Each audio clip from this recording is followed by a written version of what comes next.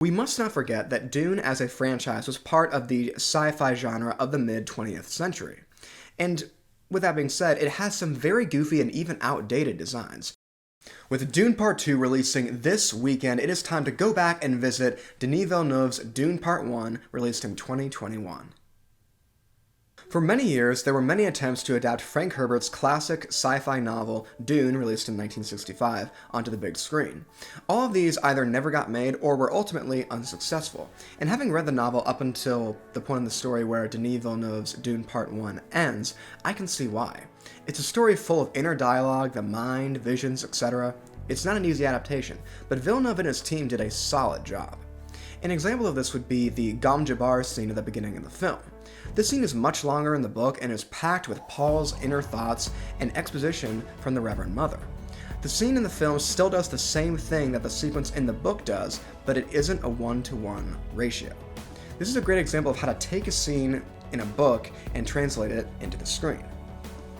Dune, being Dune Part 1, had the huge task of world building and has to set up Arrakis, the Fremen, House Atreides and Harkonnen, the Bene Gesserit, and so much more. This brings up the only big issue that I have with this movie, is that it takes way too long to get going.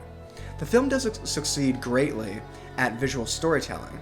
From just the look of these groups in the Imperium, we can gather a lot of information about them. The appearance of their worlds, their costumes, etc. We know a lot without being told a lot.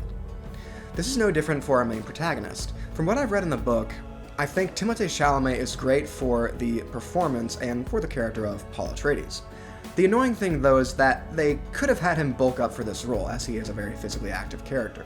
And Paul is supposed to be a fighter as well. He's trained by the best fighters in the universe. I know that he wouldn't be big, of course, but I found it hard to take this part of his character seriously. Hey, you. Want some muscle? I did? No. We must not forget that Dune as a franchise was part of the sci-fi genre of the mid-20th century. And with that being said, it has some very goofy and even outdated designs, similar to the designs of the original Star Wars trilogy. The main one for Dune is the Sandworm, but this film takes a creature that seems very silly on paper and makes it an awe-inspiring and terrifying force of nature. And this is only the beginning. Dune Part 1 had a monumental task to introduce the audience to this huge sci-fi franchise, and for the most part, it succeeded in doing so. It was able to be accessible for the lay audience without disrespecting the longtime fans of the franchise. And although, yes, I do think it took too long to get going, and there were a few other issues I had with it, I can honestly sit here in front of a camera and tell all of you that I have learned to love this movie. And that's why Dune Part 1 gets an 8.5 out of 10.